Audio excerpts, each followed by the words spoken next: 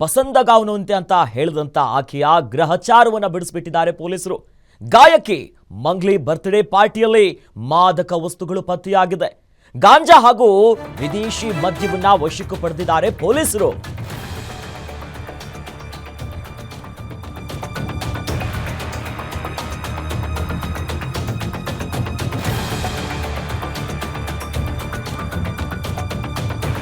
ಗಾಯಕಿ ಮಂಗ್ಲಿ ಬರ್ತ್ಡೇ ಪಾರ್ಟಿಯಲ್ಲಿ ಮಾದಕ ವಸ್ತುಗಳು, ಗಾಂಜಾ ಹಾಗೂ ವಿದೇಶಿ ಮದ್ಯವನ್ನ ವಶಕ್ಕೆ ಪಡೆದಿದ್ದಾರೆ ಪೊಲೀಸರು.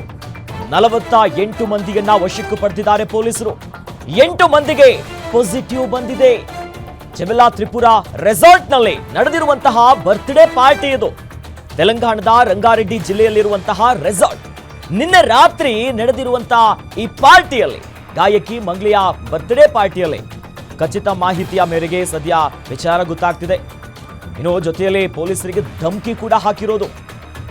ರಾಬರ್ಟ್ ಸಿನಿಮಾದ ಈ ಸಾಂಗ್ ನಲ್ಲಿ ಬಹಳಷ್ಟು ಫೇಮಸ್ ಆಗಿದ್ರು ಮಂಗ್ಲಿ.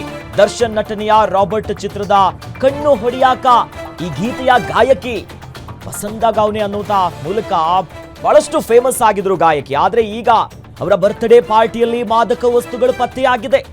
ಗಾಂಜಾ ಹಾಗೂ ವಿದೇಶಿ ಮದ್ಯ ವಶಕ್ಕೆ ಪಡೆದಿದ್ದಾರೆ ಪೊಲೀಸರು ಈಗ ವಶಕ್ಕೆ ಪಡೆದಿದ್ದಾರೆ.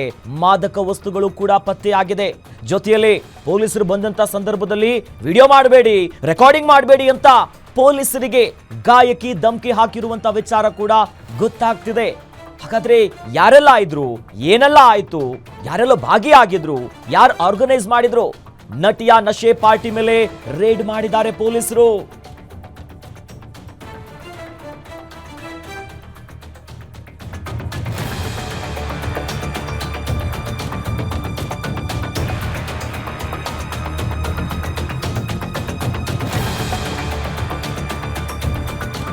ನಶೆ ಪಾರ್ಟಿ ಮೇಲೆ ರೇಡ್ ಮಾಡಿದಂತಹ ಪೊಲೀಸರಿಗೆ ಮಂಗ್ಲಿ ಧಮಕಿ.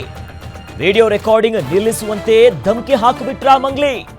ತಮ್ಮ ಬರ್ತ್ಡೇ ಪಾರ್ಟಿಯಲ್ಲಿ ನಡೆದ ದಾಳಿಗೆ ಮಂಗ್ಲಿ ಧಮಕಿ. ದಾಳಿ ಮಾಡಿದ ಪೊಲೀಸರ ಕರ್ತವ್ಯಕ್ಕೆ ಅಡ್ಡಿಪಡಿಸಿದ್ರ ಮಂಗ್ಲಿ. ಪೊಲೀಸರು ವಿಡಿಯೋ ರೆಕಾರ್ಡಿಂಗ್ ಮಾಡೋದಕ್ಕೆ ಮುಂದಾದಂತಹ ಸಂದರ್ಭದಲ್ಲಿ ಅದಕ್ಕೆ ಅಡ್ಡಪಡಿಸಿದ್ರ, ನೋ ಬೇಡ ಅನ್ನುವಂತ ಮಾತುಗಳು ಹೇಳಿದ್ರ. ವಿಡಿಯೋ ರೆಕಾರ್ಡಿಂಗ್ ಮಾಡುವಂತೆ ಮಾಡಬೇಡಿ, ಯಾಕೆ ಮಾಡ್ತಿದ್ದೀರಾ ಅನ್ನೋದಾಗಿ ಪೊಲೀಸರಿಗೆ ಕರ್ತವ್ಯಕ್ಕೆ ಅಡ್ಡಿಪಡಿಸಿರುವಂತ ವಿಚಾರ ಕೂಡ ಗೊತ್ತಾಗ್ತಿದೆ. ಬರ್ತ್ಡೇ ಪಾರ್ಟಿಯಲ್ಲಿ ಮಾದಕ ವಸ್ತುಗಳು ಮಜಾ ಮಾಡ್ತಿರುವಂತ ಹೊತ್ತು ನಶೆಯ ಪಾರ್ಟಿ ಮೇಲೆ ಪೊಲೀಸರು ಏಕದಮ್ ದಾಳಿ ಮಾಡ್ತಾರೆ. ತೆಲಂಗಾಣದ ರೆಸಾರ್ಟ್ ಒಂದರಲ್ಲಿ ಪಾರ್ಟಿ ಆಗ್ತಿತ್ತು ಜೋರಾಗಿ. ಆ ಸಂದರ್ಭದಲ್ಲಿ ಬರ್ತ್ಡೇ ಪಾರ್ಟಿ ಮೇಲೆ ಪೊಲೀಸರು ದಾಳಿ ಮಾಡ್ತಾರೆ. ಆಗ ಡ್ರಗ್ಸ್ ಸೇವನೆ ಕೂಡ ದೃಢಪಡುತ್ತೆ. ಟೆಸ್ಟ್ ಮಾಡಿದಂತ ಸಂದರ್ಭದಲ್ಲಿ ಪಾಸಿಟಿವ್ ಕೂಡ ಬರುತ್ತೆ. ಮಧ್ಯರಾತ್ರಿಯಲ್ಲಿ ಮಂಗ್ಲಿ ಏನು ಮಾಡ್ತಾರೆ? ಪೊಲೀಸರು ರೆಕಾರ್ಡಿಂಗ್ ಮಾಡೋಕ್ಕೆ ಬಂದಂತ ಸಂದರ್ಭದಲ್ಲಿ, ವಿಡಿಯೋ ರೆಕಾರ್ಡಿಂಗ್ ಆ ಸಂದರ್ಭದಲ್ಲಿ ನೋ ಬೇಡ ಅನ್ನೋದಾಗಿ ಪೊಲೀಸರಿಗೆ ಧಮಕಿ ಹಾಕ್ತಾರ, ಪೊಲೀಸರಿಗೆ ಕರ್ತವ್ಯಕ್ಕೆ ಅಡ್ಡಿಪಡಿಸ್ತಾರ. ತೆಲಂಗಾಣದ ರಂಗಾರೆಡ್ಡಿಯ ಆ ಪ್ರದೇಶದಲ್ಲಿ ಒಂದು ರೆಸಾರ್ಟ್ ಇದೆ, ತ್ರಿಪುರಾ ರೆಸಾರ್ಟ್ ಅನ್ನೋದಾಗಿ. ಆ ರೆಸಾರ್ಟ್ ಅಲ್ಲಿ ಏಕ್ದಮ್ ಈ ರೀತಿ ಎಲ್ಲ ನಡೀತಾ ಇತ್ತು. ಬರ್ತ್ಡೇ ಪಾರ್ಟಿಯಲ್ಲಿ ಖ್ಯಾತ ಗಾಯಕಿ ದರ್ಶನ್ ಅವರ ರಾಬರ್ಟ್ ಸಿನಿಮಾದಲ್ಲಿ ಹಾಡು ಹೇಳಿದ್ರು. ಈ ಕಣ್ಣು ಹೊಡಿಯಾಕ ಹಾಡು, ಪಸಂದಾಗವನೆ ಅನ್ನುವಂತ ಹಾಡು ಬಹಳಷ್ಟು ಖ್ಯಾತಿ ಪಡೆದಿತ್ತು. ಬಹುಭಾಷೆಯ ಗಾಯಕಿ ಇವರು. ಬಟ್ ಗಾಯಕಿಯ ಬರ್ತ್ಡೇ ಪಾರ್ಟಿಯಲ್ಲಿ ಡ್ರಗ್ಸ್ ಸೇವನೆ ದೃಢಪಟ್ಟಿದೆ. ಅಲ್ಲಿ 9 ಮಂದಿ ಆ ಸಂದರ್ಭದಲ್ಲಿ ಸೇವನೆ ಮಾಡಿದ್ರು. ಯಾಕಂದ್ರೆ ಅಲ್ಲ ಟೆಸ್ಟ್ ಮಾಡುವಂತ ಕೆಲಸ ಆಗತ್ತೆ. ಆಗ ಪಾಸಿಟಿವ್ ಬಂದಿದೆ. ದೃಶ್ಯದಲ್ಲಿ ಗಮನಿಸ್ತಾ ಇದೀವಲ್ಲ, ಗಾಯಕಿ ಮಂಗ್ಲಿ ಎಲ್ರಿಗೂ ಕೂಡ ಚಿರಪರಿಚಿತ ಬಹುಭಾಷೆಯ ಗಾಯಕಿ. ಅವರದ್ದೇ ಬರ್ತ್ಡೇ ಪಾರ್ಟಿಯಲ್ಲಿ ಮಾದಕ ವಸ್ತುಗಳು ಪತ್ತೆಯಾಗಿದೆ. ಗಾಂಜಾ, ಇನ್ನು ವಿದೇಶಿ ಎಣ್ಣೆಗಳು, ಹೀಗೆ ಮಾದಕ ವಸ್ತುಗಳೆಲ್ಲವೂ ಸಿಕ್ಕಿದೆ. ಆ ಸಂದರ್ಭದಲ್ಲಿ ನಶೆ ಪಾರ್ಟಿಯಲ್ಲಿ ಪೊಲೀಸರಿಗೂ ಕೂಡ ವಿಡಿಯೋ ರೆಕಾರ್ಡಿಂಗ್ ಅನ್ನ ನಿಲ್ಲಿಸುವಂತೆ ಧಮಕಿಯನ್ನ ಹಾಕಿದ್ದಾರೆ ಅನ್ನುವಂತ ಮಾಹಿತಿ ಕೂಡ ಇದೆ. ಹಾಗಾದ್ರೆ ಪೊಲೀಸರಿಗೆ ಧಮಕಿ ಹಾಕಿಬಿಟ್ರ? ಅಷ್ಟೊಂದು ಪವರ್ಫುಲ್ಲಾ? ಯಾರಿಗೂ ಕೇರ್ ಮಾಡೋದಿಲ್ವಾ? ಹಾಡಿನ ಮೂಲಕವಾಗಿ ಬಹಳ ಖ್ಯಾತಿ ಪಡೆದಿದ್ರು. ಬಟ್ ಈಗ ಸುದ್ದಿ ಆಗ್ತಿರೋದು ಬರ್ತ್ಡೇ ಪಾರ್ಟಿಯಲ್ಲಿ ಡ್ರಗ್ಸಿನ ವಿಚಾರವಾಗಿ, ಗಾಂಜಾ ವಿಚಾರವಾಗಿ, ವಿದೇಶಿಯ ಮದ್ಯವನ್ನ ಅಲ್ಲಿ ಬಳಕೆ ಮಾಡಿದ್ದಾರೆ. ಟೇಬಲ್ ಅಲ್ಲೆಲ್ಲ ನೋಡ್ತಾ ಇದೀವಿ, ಕಲರ್ಫುಲ್ ಆಗಿ ಕಾಣಿಸ್ತಾ ಇದೆ. ಆ ಬರ್ತ್ಡೇ ಪಾರ್ಟಿಯ ವಿಜುವಲ್ಸ್ಗಳಿದು. ಬರ್ತ್ಡೇ ಪಾರ್ಟಿಯಲ್ಲಿ ಎಲ್ಲರೂ ಕೂಡ ಭಾಗಿಯಾಗಿದ್ರು. ರೌಂಡ್ ಟೇಬಲ್ಲು, ರೌಂಡ್ ಆಗಿ ಕೂತಿದ್ದಾರೆ. ಟೇಬಲ್ ಮೇಲೆ ಇರುವಂತದ್ದು ಎಲ್ಲ ಮದ್ಯ ವಸ್ತುಗಳು. ಗಾಯಕಿ ಮಂಗ್ಲಿಯ ಬರ್ತ್ಡೇ ಪಾರ್ಟಿಯಲ್ಲಿ ಎಷ್ಟೆಷ್ಟು ಜನ ಭಾಗಿಯಾಗಿದ್ರು, ಎಲ್ಲರೂ ಕೂಡ ಈ ರೀತಿಯಾಗಿದ್ದ ಆ ಸಂದರ್ಭದಲ್ಲಿ ಪೊಲೀಸರು ಈ ನಶೆ ಪಾರ್ಟಿ ಮೇಲೆ ರೇಡ್ ಮಾಡ್ತಾರೆ ಏಕಾಏಕಿಯಾಗಿ.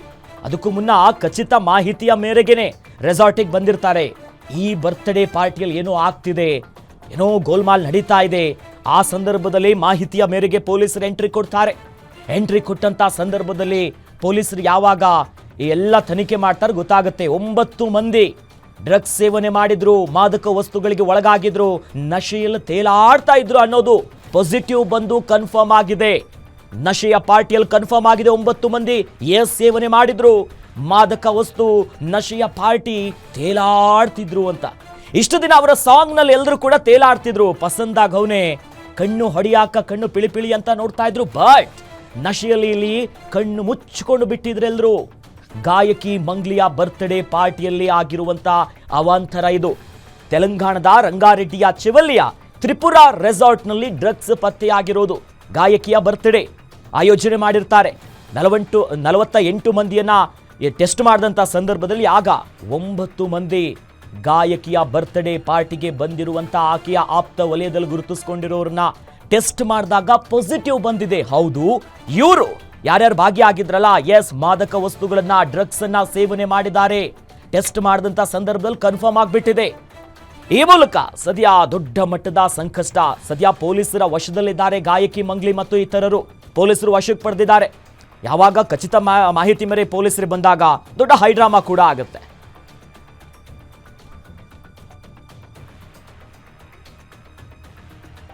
ಈ ಬಗ್ಗೆ ಹೆಚ್ಚಿನ ಡೀಟೇಲ್ಸ್ ನೀಡ್ತಾರೆ ನಮ್ಮ film bureau head Lakshminarayan. News desk ಇಂದ ನೇರ ಸಂಪರ್ಕದಲ್ಲಿ ನಮ್ಮ ಜೊತೆ ಜಾಯ್ನ್ ಆಗಿದ್ದಾರೆ. ಲಕ್ಷ್ಮೀನಾರಾಯಣ್ ಬಹುಭಾಷೆಯ ಗಾಯಕಿ, ಬಹಳಷ್ಟು ಫೇಮಸ್ ಆಗಿದ್ದಾರೆ. ದರ್ಶನ್ ಅವರ ರಾಬರ್ಟ್ ಸಿನಿಮಾದಲ್ಲಿ ಹಾಡು ಹೇಳಿದ್ದಾರೆ, ಬಹಳ ಖ್ಯಾತಿ ಪಡೆದಿದ್ರು. ಬಟ್ ಇಷ್ಟು ದಿನ ಅವರ ಸಾಂಗ್ ಮೂಲಕ ಜನ ತೇಲಾಡ್ತಿದ್ರು. ಬಟ್ ಆದರೆ ಈಗ ಬರ್ತ್ಡೇ ಪಾರ್ಟಿಯಲ್ಲಿ ಈ ರೀತಿ ಮಾದಕ ವಸ್ತುಗಳಿಂದ ಮಜಾ ಮಾಡ್ತಿದ್ದಾರೆ ಅನ್ನುವಂಥ ವಿಚಾರ ಗೊತ್ತಾಗ್ತಿದೆ. ಯಾರೆಲ್ಲ ಬಂದಿದ್ರು, ಈ ಒಂದು ಪಾರ್ಟಿ ಆಯೋಜನೆ ಮಾಡಿದ್ಯಾರು, ಜೊತೆಯಲ್ಲಿ ಸದ್ಯ ಪೊಲೀಸರ ತನಿಖೆಯಲ್ಲಿ ಏನೆಲ್ಲ ಗೊತ್ತಾಗ್ತಾ ಇದೆ ಲಕ್ಷ್ಮೀನಾರಾಯಣ್? ಅಖಿಲೇಶ್, ಏನಪ್ಪ ಅಂತಂದ್ರೆ ತೆಲುಗು ಚಿತ್ರರಂಗದ ಕಲಾವಿದರು, ತಂತ್ರಜ್ಞರು ಮತ್ತು ಈ ಮಾದಕ ಪ್ರಕರಣಗಳಿಗೆ ಎಲ್ಲೋ ಒಂದು ಕಡೆ ಅವಿನಾಭಾವ ಸಂಬಂಧ ಅಂತಂದೇ ಹೇಳ್ಬೋದು. ಸಾಕಷ್ಟು ವರ್ಷಗಳಿಂದ ತೆಲುಗು ಚಿತ್ರರಂಗದ ಸಾಕಷ್ಟು ಕಲಾವಿದರು ಮತ್ತು ತಂತ್ರಜ್ಞರು ಈ ಡ್ರಗ್ ಕೇಸ್ಗಳಲ್ಲಿ ಸಿಗಾಕೊಳ್ತಾನೆ ಇದ್ದಾರೆ. ಮಾಸ್ ಮಹಾರಾಜ ರವಿತೇಜ ಅವರ ಸಹೋದರ ಕೂಡ ಈ ಹಿಂದೆ ಒಮ್ಮೆ ಡ್ರಗ್ ಕೇಸಲ್ಲಿ ಸಿಗಾಕೊಂಡು ಜೈಲಿಗೂ ಕೂಡ ಹೋಗಿ ಬಂದಿದ್ದರು. ಅದೇ ಇದರಲ್ಲಿ ಅವರು ತುಂಬ ಇದರಲ್ಲಿದ್ದು ಒಂದು ಕಾರ್ ಆಕ್ಸಿಡೆಂಟಲ್ಲಿ ಮೃತಪಟ್ಟಿದ್ದರು. ಅದಾದ ನಂತರ ಸೆನ್ಸೇಷನಲ್ ಕಲ್ಟ್ ಡೈರೆಕ್ಟರ್ ಅಂತ ನಾವೆಲ್ಲ ಏನೆಲ್ಲ ಕರಿತೀವಿ, ಪವರ್ ಸ್ಟಾರ್ ಪುನೀತ್ ರಾಜ್ಕುಮಾರ್ ಅವರನ್ನು ಅಪ್ಪು ಸಿನಿಮಾದ ಮೂಲಕ ಕನ್ನಡ ಚಿತ್ರರಂಗಕ್ಕೆ ಫುಲ್ ಫ್ಲೆಜ್ಡ್ ಹೀರೋ ಆಗಿ ಪರಿಚಯಿಸಿದಂಥವರು, ಶಿವಣ್ಣ ಅವರಿಗೆ ಯುವರಾಜ ಸಿನಿಮಾನ ಡೈರೆಕ್ಟ್ ಮಾಡಿದಂತಹ ಪೂರಿ ಜಗನ್ನಾಥ್ ಅವರು ಕೂಡ ಸಾಕಷ್ಟು ಸೂಪರ್ ಸ್ಟಾರ್ಗಳಿಗೆ ಸಕ್ಸಸ್ಫುಲ್ ಸಿನಿಮಾಗಳನ್ನು ಕೊಟ್ಟಂತಹ ಪೂರಿ ಜಗನ್ನಾಥ್ ಅವರು ಕೂಡ ಡ್ರಗ್ ಪ್ರಕರಣದಲ್ಲಿ ಸಿಲುಕಿಕೊಂಡು ಒಮ್ಮೆ ಜೈಲಿಗೆ ಹೋಗಿ ಬಂದಿರ್ತಾರೆ. ಅದಾದ ನಂತರ 2022ರಲ್ಲಿ ಇದೇ ನಮ್ಮ ಬೆಂಗಳೂರಿನ ಎಲೆಕ್ಟ್ರಾನಿಕ್ ಸಿಟಿ ಬಳಿ ಇರ್ತಕ್ಕಂಥ ಒಂದು ರೆಸಾರ್ಟ್ನಲ್ಲಿ ಅಲ್ಲಿಯೂ ಕೂಡ ತೆಲುಗಿನ ಖ್ಯಾತ ನಟಿ ಹೇಮಾ ಅವರು ಒಂದು ಡ್ರಗ್ ಸೇವನೆಯಿಂದ ಅರೆಸ್ಟ್ ಕೂಡ ಆಗ್ತಾರೆ. ಇದೇ 2025ರ ಜನವರಿಯಲ್ಲಿ ಅದಕ್ಕೆ ಸಾಕ್ಷ್ಯಾಧಾರಗಳ ಕೊರತೆಯಿಂದಾಗಿ ಆ ಕೇಸಿಗೆ ಕ್ಲೀನ್ ಚಿಟ್ ಕೂಡ ಕೊಡ್ತಾರೆ. ಅದಾದ ನಂತರದ ದಿನಗಳಲ್ಲಿ ಮತ್ತೊಂದು ಈಗ ಉಲ್ಬಣಿಸ್ತಾ ಇರ್ತಕ್ಕಂಥದ್ದು ಏನಪ್ಪ ಅಂತಂದರೆ, ಇತ್ತೀಚೆಗೆ ಕಳೆದ ಒಂದು 5-6 ವರ್ಷಗಳಿಂದ ಸಿಕ್ಕಾಪಟ್ಟೆ ಖ್ಯಾತಿ ಪಡೆದಿರ್ತಕ್ಕಂಥ ಗಾಯಕಿ ಅಂದರೆ ಅದು ತೆಲುಗಿನ ಮಂಗ್ಲಿ ಅವರು. ಅದಕ್ಕೂ ಮೊದಲು ಶ್ರೇಯಾ ಘೋಷಾಲ್ ಅವರ ಸಾಂಗ್ಗಳಿಗೆ ಮುಗಿ ಬೀಳ್ತಾ ಇದ್ರು ನಮ್ಮ ಸೌತ್ ಇಂಡಿಯಾದವರು. ಮಂಗ್ಲಿ ಬಂದ ನಂತರದಲ್ಲಿ ಶ್ರೇಯಾ ಘೋಷಾಲ್ಗೆ ಸೆಡ್ಡು ಹೊಡೆಯುವಂತಹ ಹಾಡುಗಳನ್ನು ಆಡ್ತಾ ಇದ್ದಂತಹ ಖ್ಯಾತ ಗಾಯಕಿ ಮಂಗ್ಲಿ ನಮ್ಮ ಕನ್ನಡ ಚಿತ್ರರಂಗಕ್ಕೂ ಒಂದು ದೊಡ್ಡ ಮಟ್ಟದ ನಂಟಿದೆ. ಆಕೆಯನ್ನು ಹಂಪಿ ಉತ್ಸವ ಸೇರಿದಂತೆ ಸಾಕಷ್ಟು ಕನ್ನಡದ ಕಾರ್ಯಕ್ರಮಗಳಿಗೆ ಕರೆಸಿ ನಮ್ಮ ರಾಜಕಾರಣಿಗಳು ಆಕೆಯ ಕೈಯಲ್ಲಿ ಹಾಡಿಸಿದ್ದಾರೆ, ಕ್ರೌಡ್ನ ಪುಲ್ ಮಾಡಿದ್ದಾರೆ. ಅವ್ರಿಗೆ ಇಷ್ಟ ಬಂದಂಗೆ ಬಳಸ್ಕೊಂಡಿದ್ದಾರೆ. ಆದರೆ ಇದೇ ಮಂಗ್ಲಿ ಒಂದು ಕಾಲದಲ್ಲಿ ಏನು ನಿರೂಪಕಿ ಆಗಿದ್ದರು, ಟಿ ವಿ ಯಂತ್ರದಲ್ಲಿ ನಿರೂಪಕಿ ಆಗಿದ್ಕೊಂಡು ಅಲ್ಲಿ ತೆಲಂಗಾಣ ಫಾರ್ಮೇಷನ್ ಸಾಂಗ್ ಸೇರಿದಂತೆ ಒಂದಷ್ಟು ತೆಲಂಗಾಣದ ಫೆಸ್ಟಿವಲ್ ಸಾಂಗ್ಗಳು, ಬದುಕಮ್ಮ, ಬೋನಾಲು ಸೇರಿದಂತೆ ಒಂದಷ್ಟು ಬ್ಲಾಕ್ ಬಸ್ಟರ್ ಹಿಟ್ ಸಾಂಗ್ಗಳ ಮೂಲಕ ಬೆಳಕಿಗೆ ಬಂದರು. ಅದಾದ ನಂತರ ದಿನಗಳಲ್ಲಿ ಆಕೆ ಸಾಕಷ್ಟು ದೊಡ್ಡ ದೊಡ್ಡ ಸೂಪರ್ ಸ್ಟಾರ್ಗಳ ಸಿನಿಮಾಗಳಿಗೆ ಆಡಿದ್ರು. ಪುಷ್ಪ ಸೇರಿದಂತೆ, ರಾಬರ್ಟು, ಕಾಟೇರ ಸೇರಿದಂತೆ ಒಳ್ಳೊಳ್ಳೆ ಸಿನಿಮಾಗಳಿಗೆ ಒಳ್ಳೊಳ್ಳೆ ಸಾಂಗ್ಗಳು ಆಡಿದ್ದಾರೆ. ಆ ಸಾಂಗ್ಗಳು ಕೋಟ್ಯಾಂತರ ಅಭಿಮಾನಿಗಳು ಅವುಗಳನ್ನು ಕೇಳಿ ಮೆಚ್ಕೊಂಡಿದ್ದಾರೆ, ನೋಡಿ ಮೆಚ್ಕೊಂಡಿದ್ದಾರೆ.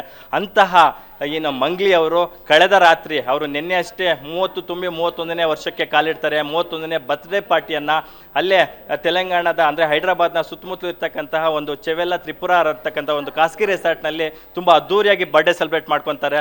ತೆಲಂಗಾಣ ಜೊತೆಗೆ ಅವಿನಾಭಾವ ನಂಟು ಹೊಂದಿರತಕ್ಕಂಥವ್ರು, ಚಿತ್ರರಂಗದಲ್ಲಿ ಸಾಕಷ್ಟು ಕಲಾವಿದರು, ತಂತ್ರಜ್ಞರು ಮತ್ತು ಗಾಯಕರಿಗೆ ನಂಟಿರ್ತಕ್ಕಂಥ ಮಂಗ್ಲಿ ಅವರು ಸಾಕಷ್ಟು ಜನ ಒಂದು 100ಕ್ಕೂ ಅಧಿಕ ಮಂದಿಯನ್ನು ಇನ್ವೈಟ್ ಮಾಡಿ ಅಲ್ಲಿ ಗ್ರ್ಯಾಂಡಾಗಿ ಬರ್ಡೇಯನ್ನು ಸೆಲೆಬ್ರೇಟ್ ಮಾಡ್ಕೊತಾರೆ. ಆ ಬರ್ಡೇ ಪಾರ್ಟಿಯಲ್ಲಿ ಖಚಿತ ಮಾಹಿತಿಯ ಮೇರೆಗೆ ಪೊಲೀಸರು ದಾಳಿ ಮಾಡಿದಾಗ ಅವರು ಸಿವಿಲ್ ಡ್ರೆಸ್ಸಲ್ಲೇ ದಾಳಿ ಮಾಡ್ತಾರೆ. ದಾಳಿ ಮಾಡಿದ ಸಂದರ್ಭದಲ್ಲಿ ಮಂಗ್ಲಿ ಅವರ ಬರ್ತ್ಡೇ ಪಾರ್ಟಿಯಲ್ಲಿ ಗಾಂಜಾ ಇರ್ತಕ್ಕಂಥದ್ದು ಪತ್ತೆಯಾಗಿದೆ. ಅಷ್ಟೇ ಅಲ್ಲ, ಇಮ್ಮಿಡಿಯೇಟ್ ನಾರ್ಕೋಟಿಕ್ಸ್ ಟೀಮ್ನ ಅಲ್ಲಿಗೆ ಕರೆಸ್ಕೊಂಡು ನಂತರ ಅವ್ರನ್ನೆಲ್ಲ ಅರೆಸ್ಟ್ ಮಾಡಿ ಅದರಲ್ಲಿ ಬ್ಲಡ್ ಟೆಸ್ಟ್ ಮಾಡಿಸಿದಾಗ 48ರಿಂದ 50 ಮಂದಿಯನ್ನು ಅರೆಸ್ಟ್ ಮಾಡಿರ್ತಾರೆ. ಅದರಲ್ಲಿ 8ರಿಂದ 9 ಮಂದಿಗೆ ಡ್ರಗ್ಸ್ ಸೇವನೆ ಅಥವಾ ಗಾಂಜಾ ಸೇವನೆ ಮಾಡಿರ್ತಕ್ಕಂಥದ್ದು ದೃಢವಾಗಿರ್ತಕ್ಕಂಥದ್ದು. ಈಗ ಮಂಗ್ಲಿ ಸೇರಿದಂತೆ ಸಾಕಷ್ಟು ಜನನ 50ಕ್ಕೂ ಅಧಿಕ ಮಂದಿಯನ್ನು ಈಗ ಪೊಲೀಸರು ಬಂಧಿಸಿರ್ತಕ್ಕಂಥದ್ದು, ತೀವ್ರ ವಿಚಾರಣೆಗೆ ಒಳಪಡಿಸಿರ್ತಕ್ಕಂಥದ್ದು.